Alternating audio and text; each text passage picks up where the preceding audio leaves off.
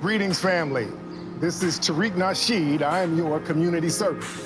Right now, I am in South Los Angeles on the world famous Crenshaw Boulevard. And with your help, we want to build the first ever hidden history museum right here in the Leimert Park area of Los Angeles, which is the cultural epicenter of Black Los Angeles. Right here on Crenshaw Boulevard, right here, there's an empty lot for sale, and it's in the perfect location for our hidden history museum. We want to acquire this lot so that we can build your community museum.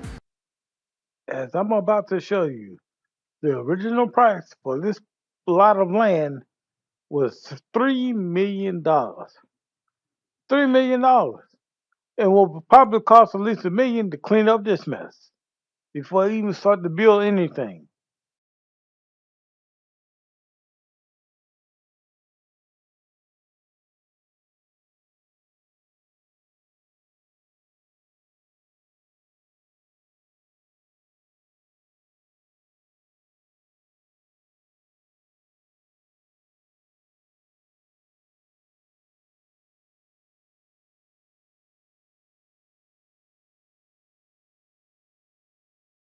There's museums that touch on Black history, but they don't get too deep into it. This will be the first grassroots owned and controlled Black history museum in the world.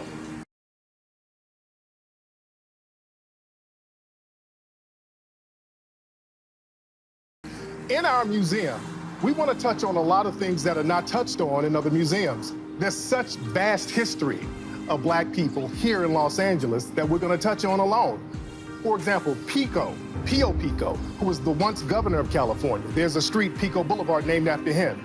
He had Black ancestry. Francisco Reyes, who was the first mayor of Los Angeles, he had Black ancestry. The grandmother of Los Angeles, Benny Mason, who was a former slave who became the wealthiest woman in California. We're going to talk about a lot of this stuff in the museum. Also in the museum, we're going to have 5 basic sections. We're going to have a master teacher section where we talk about the teachings of John Henry Clark, Dr. Francis Cress Welsing, Dr. Amos Wilson. We're going to have another section for Black inventors. We're going to talk about the Black people who invented things like the modern refrigeration system, the modern toilet system, the modern home security system, and so much more. We're also going to have a section talking about Black explorers. We're going to talk about people like Estevanico the Moor, who was very instrumental in discovering a lot of spaces here in the North American continent.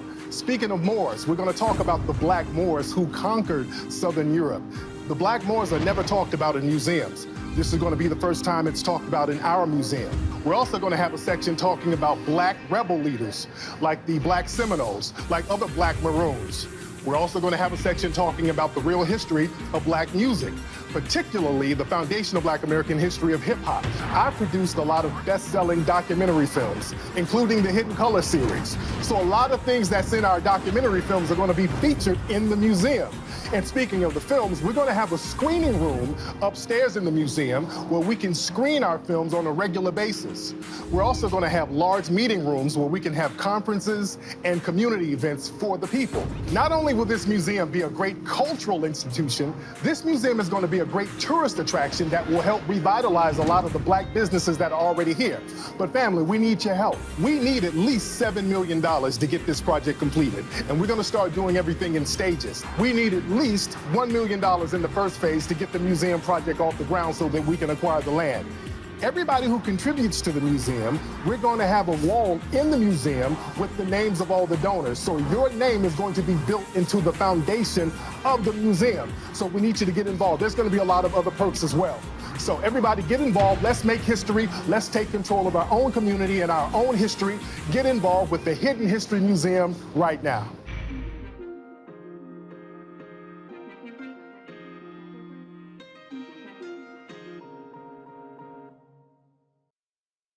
If you're wondering why I talk the way I talk, it's because I had a stroke and it slowed me down a little bit, but my mind is still there.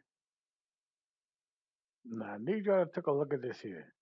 This is me back when I first saw the campaign for the museum, predicting that that would be a surge of money if he didn't get that $1 million in the end. And this was August 10th, that I predicted this. And sure enough, there was a surge of money at the end of towards the end of the campaign. Why? Because if he didn't get that $1 million, all the money that was donated, he would have had to give that back.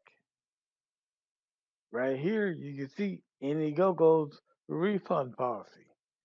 They only give the money back if the campaign didn't reach its goal or the money hasn't been dispersed yet.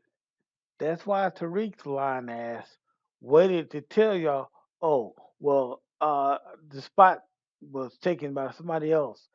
They gave us a raw deal after he got the damn money. So he wouldn't have to give it back. So here he is, 9 days before the campaign ends at 400K, begging y'all to send him more money. Because if he doesn't reach that $1 million, he has to give that money back. And he wants y'all to believe that he raised 600K in 9 days, with a whole lot of people already knowing that he's a fucking fraud. And here he is again, saying he needs $260,000 in less than 27 hours, or he has to give all of that money back. And y'all want to believe that he raised that money, that much money, that fast for a museum. Now, I know y'all saying, well, how did he know that Tariq would put his own money into this project? Well, like I explained to this person right here, I've seen this before. That is a trick by a world famous pimp known as Iceberg Slim. He would send money to himself via Western Union to make it look like to his other women that he had women all over the world sending him money, making him look like he's a hotshot. And here he is, just as I predicted. After the campaign is over with and after he's got the money, he's going to continue to ask for upkeep money. We're here heavy. Shout out to everybody in here. Don't forget, family. Listen, everybody in here, we got 6,000 people in here. Family, it would be nice, it would be great if everybody go to hiddenhistorymuseum.com. Hiddenhistorymuseum.com. Everybody contribute to the Hidden History Museum every month. Set up an automatic contribution every month to the Hidden History Museum because we have so many great things in the museum. And this is 100% grassroots so that we can keep maintaining. Every little thing helps because we have so many ops attacking the museum. So we have to maintain our daily operations. So we want everybody to just put a little something every month on the museum. Every little thing can help. HiddenHistoryMuseum.com. The grand opening is next week. Now, I'm not no real estate expert or anything like that. Well, maybe one of you all can figure this out. Now, according to this website right here, Melanoid Nation owned this property back in 2018, May of 2018. It was purchased by Melanoid Nation. But if you go to this website again today, it says it was bought in 2020, 2022. You know how the government is with scrubbing things. So according to this, Tariq Nasheed already owned that damn building that he solicited donation for. And he may have very well not have been the only person that owned part of this building. Look at this right here.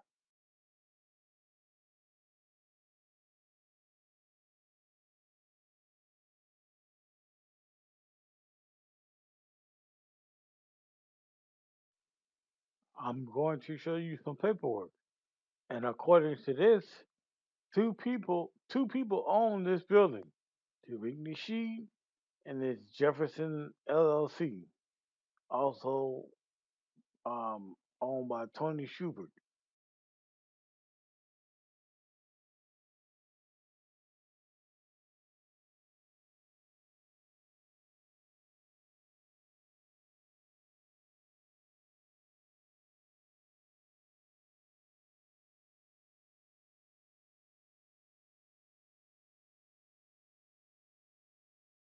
Ownership timeline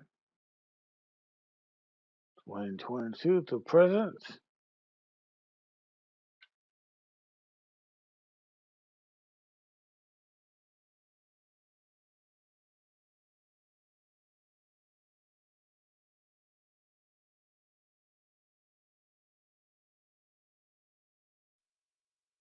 Now I'm going to show you one of the people who he allegedly bought this building from and what this person does for a living.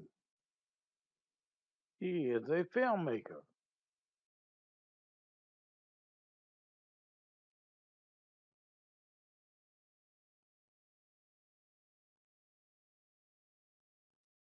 As you can read here, this Tony Schubert, he also worked for MTV.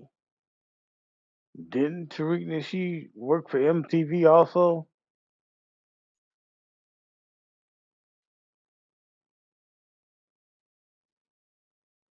How I Made It. Event planner Tony Schubert gets the party started. I'm not going to read this. You can read it for yourself. Pause it and read it for yourself. But it's pretty obvious this person is Hollywood connected, just like Tariq Nasheed is Hollywood connected. Now, what we need is somebody with the time and ability to scan all those pictures and videos of Tariq Nasheed and all those white people at his museum to see if Tony Schubert is in one of those pictures. If he's in that is one of those pictures, then you know for sure. Or Tony Schubert's wife. And as I am sure several of you know, Hollywood, the FBI, and the CIA, they all work together. They work very close together, hand in hand, with propaganda, whether it be national or international, or whether it be something that these corporations want to push on people. Say, for instance, COVID vaccines or support for Israel. Now, typically, when a landlord leases a building, he's looking for long term tenants. So you will see back in September 2021, this woman, Letty, who was leasing the building, was so happy that she found a spot to lease, do her business. This is in September 2021.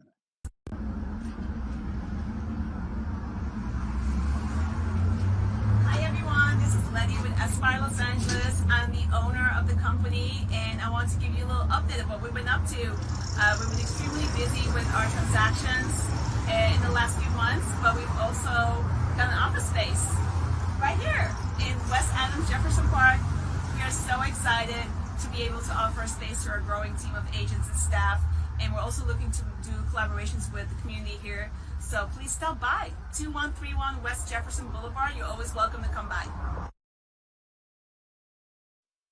Now, here is Tariq in September of 22, a few days after the 1 year lease would have been up, saying that he's found a spot for the museum.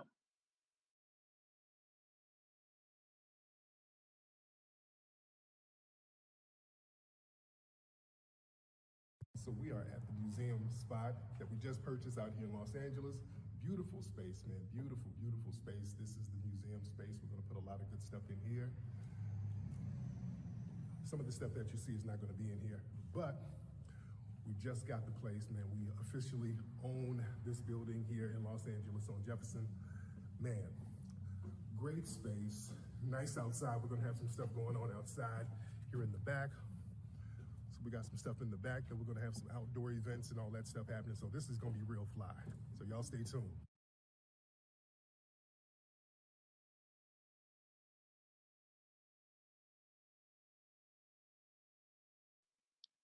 Now, I know some people think that this lady in the background laughing is Letty. I don't think that's her. I think that's somebody else. And I think the reason this woman is laughing because she knows Tariq is full of shit.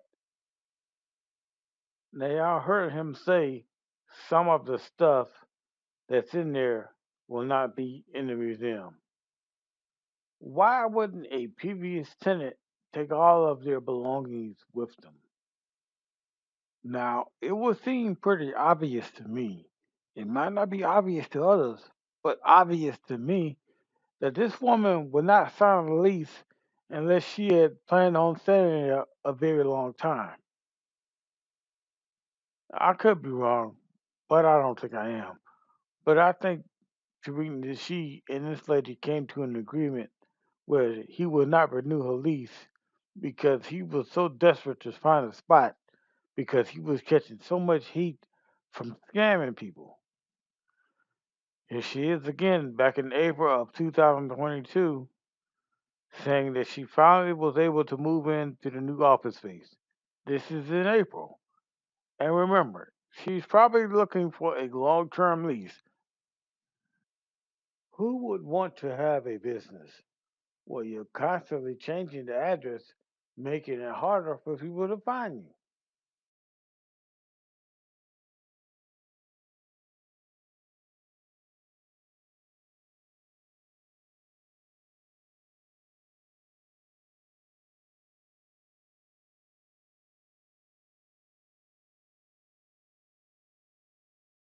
Hey everyone, it's Letty with Aspire.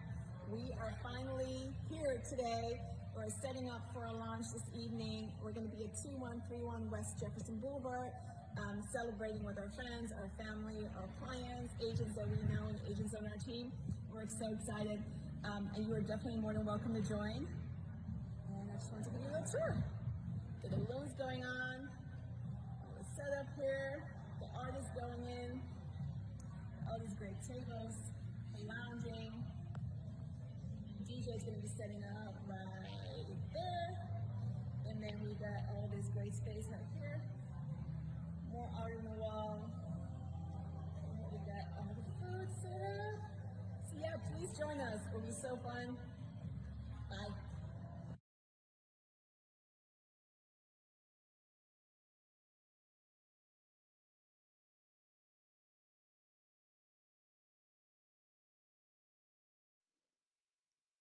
It will seem to me that Tariq actually stole some of this woman's ideas. Having a DJ and a lounge. And I think he stole that from her. I'm not no real estate expert. I don't understand all the ins and out of real estate, but this video right here might explain one of the reasons why Tariq paid 1.8 or got a mortgage for $1.8 million on a property that he probably already owned. In New York City, there are buildings, high-end buildings that they build, right? Like where the apartments go for $5 million, $10 million, $20 million, $50 million, right? They're 80% empty. Do you know why they're 80% empty and why there's so much real estate in this country with high-end that's totally empty?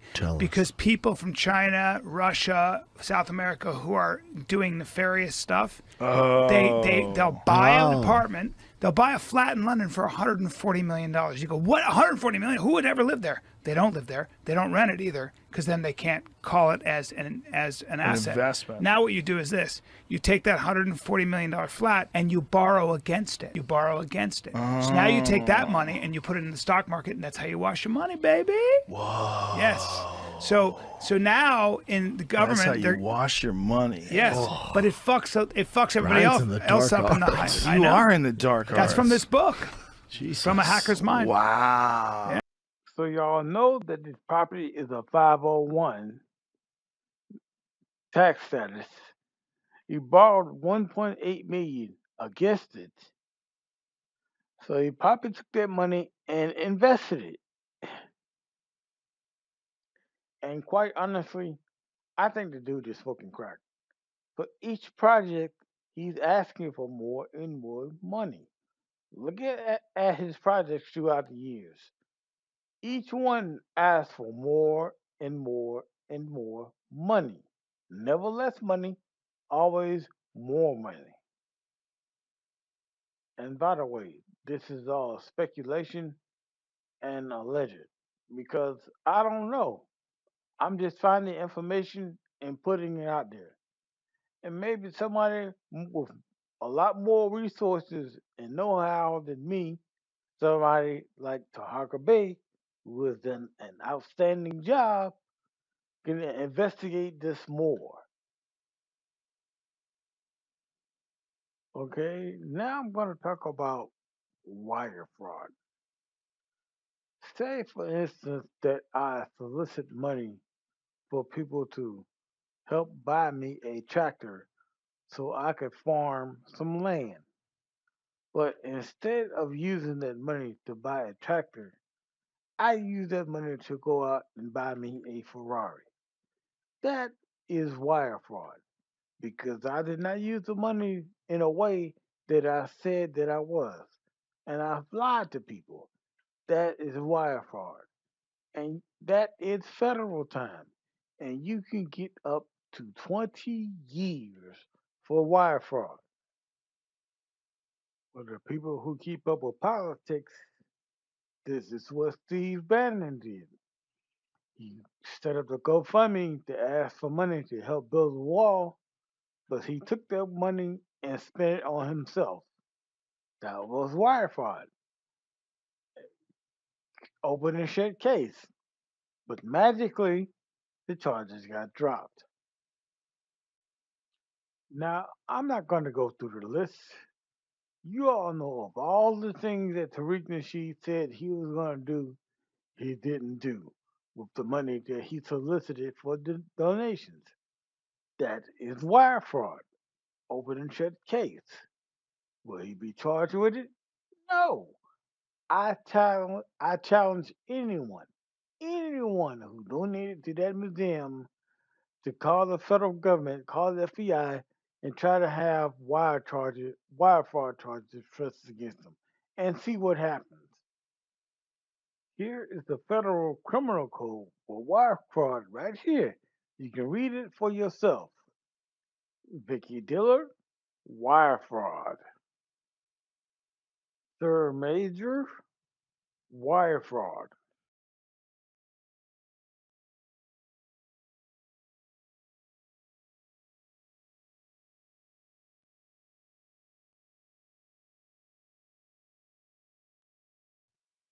Willie D, wire fraud. Listen to this right here. As Pan Africanism Strikes Back points out 5 things that he lied about with the museum, which constitutes wire fraud. You lied and said you're going to open up a museum, but then you really just opened up a lounge where you make all the money. It's going to be the first grassroots owned and operated museum. The grassroots don't own that bit. The grassroots ain't operating that bit, and the grassroots ain't seeing none of the revenue or profit from that bit. They ain't getting their businesses advertised like you lied and said, and they damn sure not getting free admission to the museum like you promised. That's 5 things right there.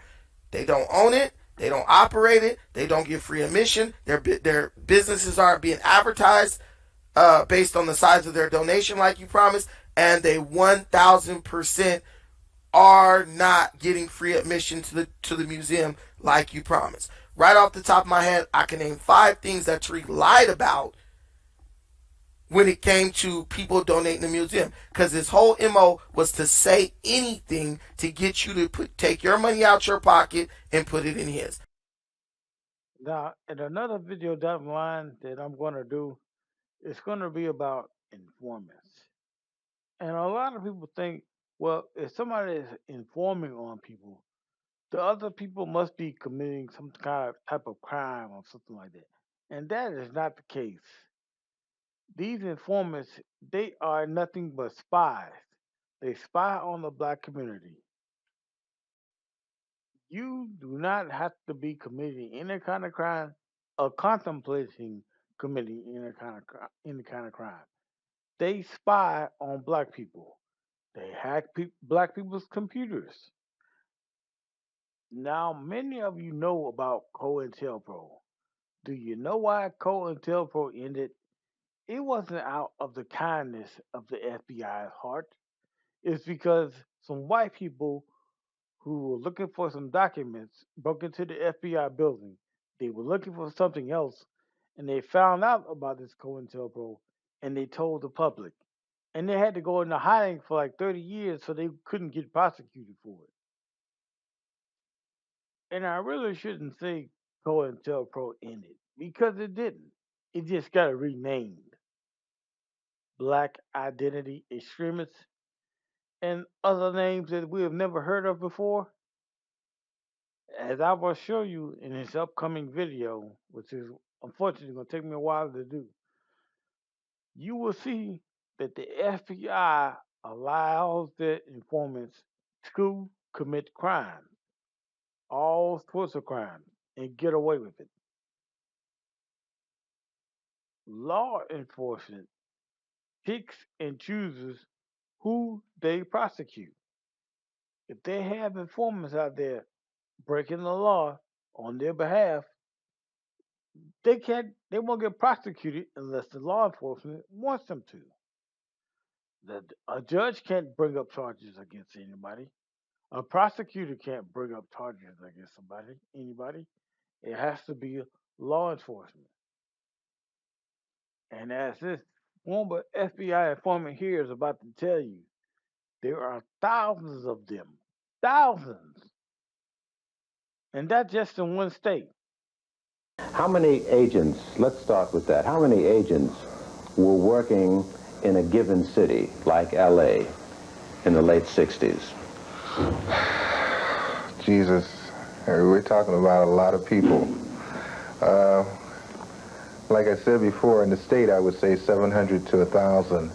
In Los Angeles, which was a large concentrated area of blacks, we're talking about anywhere from 300 to 400 people. San Francisco, probably the same thing. That's a large concentration of black people. Wherever there was a large concentration of blacks, or a large concentration of minorities. Don't let me only say blacks, because we're talking about the Chicanos and we're talking about the Chinese, too. But among every ethnic group, there were ethnic groups of that group who could be recruited by the FBI to infiltrate their own. Right. Just want to get a sense of how much money American taxpayers were laying out for this kind of exercise. What was your salary? When I started with the Bureau, I was making, $200 a week plus expenses. When I left the Bureau, I was making close to about $800 a week, and also some expenses, too. You know, they got informants that make $5 million from being an informant. Wow. You don't know about the top informants of the country? I studied all that stuff. Yeah. Yeah, they got $5 million. He's not even the top guy. This is a black informant out of St. Louis. What is his name? I'm gonna do his movie. Okay. Yeah, I want to do a movie about him so people can see how, I mean, this guy here, he came to LA and cleaned LA out, arrested about 10 of my guys. Now, I need to also listen to this right here.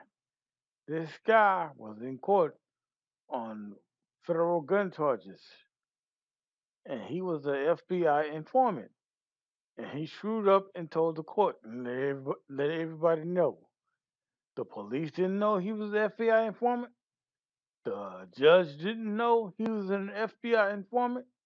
His parole officer didn't know he was an FBI informant. But he's going to tell on himself because he is there saying, hey, I'm not supposed to be in jail. I'm not supposed to have any restrictions because I am an informant, even though I committed crimes. So you're Damian Romero? Yes. Mr. Romero, you're currently charged with unlawful use of a weapon. There'll be a finding of probable cause to detain. Your Honor, officers were traveling westbound when with their emergency equipment activated when the defendant nearly struck the officers with the defendant's vehicle. Officers then curbed the defendant's vehicle. The defendant did not have a driver's license that was active, asked the defendant out of the vehicle, conducted a protective pat-down, then recovered a loaded firearm from the defendant. Excuse me. I didn't get to talk to my PD and tell him that I'm a federal informant and I done bought 13 firearms. Hold on. Sir, this is being live during YouTube. Don't make comments like that. So you're getting an I-bond, but you're going to be on electronic home monitor. You got to stay in the house. I won't be able to post bond. That's not optional. No. It's because I work and I don't know how my movement and everything. I'll give you permission to work, but you got to stay in the house. Okay. Permitted to work. Okay. Thank you.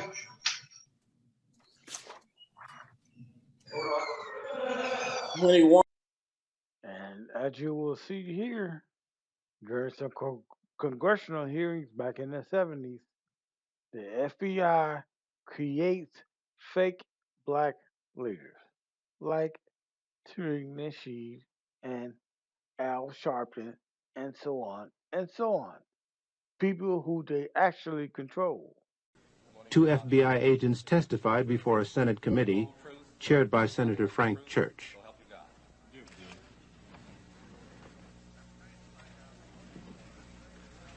I'm trying to find out what it was that impelled some part of the FBI to pursue Martin Luther King with such an obsession.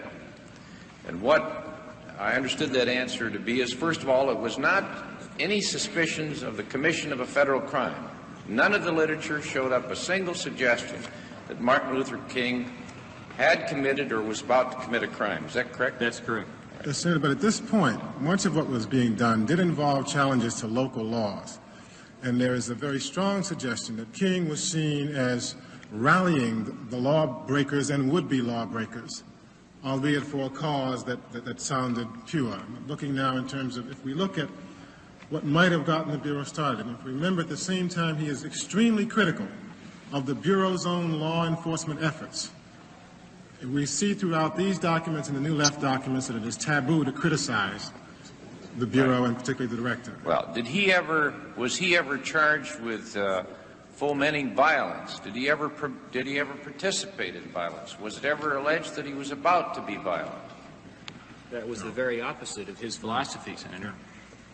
So that it was neither the fear of commission of a crime or the commission of violence. Was there any serious charge that he himself was a communist? No such charge ever was made. So that what was left then was a decision on the part of some persons or person within the FBI that he should nevertheless be pursued. And replaced. And the basis for that apparently was political. The decision that he was dangerous or potentially dangerous to someone's notion of what this country should be doing, and a further theory that the FBI possessed the ability to enter into this field and to investigate and to intimidate and seek to neutralize and indeed replace a civil rights leader that they thought to be politically unacceptable. Is that correct? Yes. Correct. All right. And the tactics they used apparently had no end. Microphonic surveillance of hotel rooms. They included informants. They included sponsoring of letters signed by phony names to relatives and friends and organizers.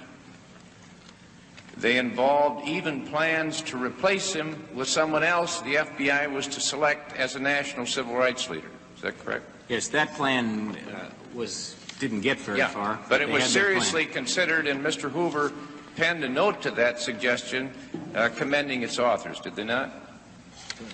Yes. Right. heard it for yourself. The FBI is picking your leaders. Al Sharpton, Tariq Nasheed, Philip Scott, Boyce Watkins, and so on and so on.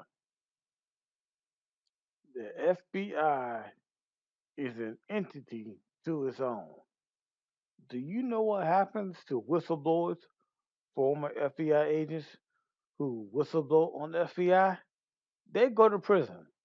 They go to prison for telling the truth about the wrongdoings of the FBI. Until next time, peace, love, and soul.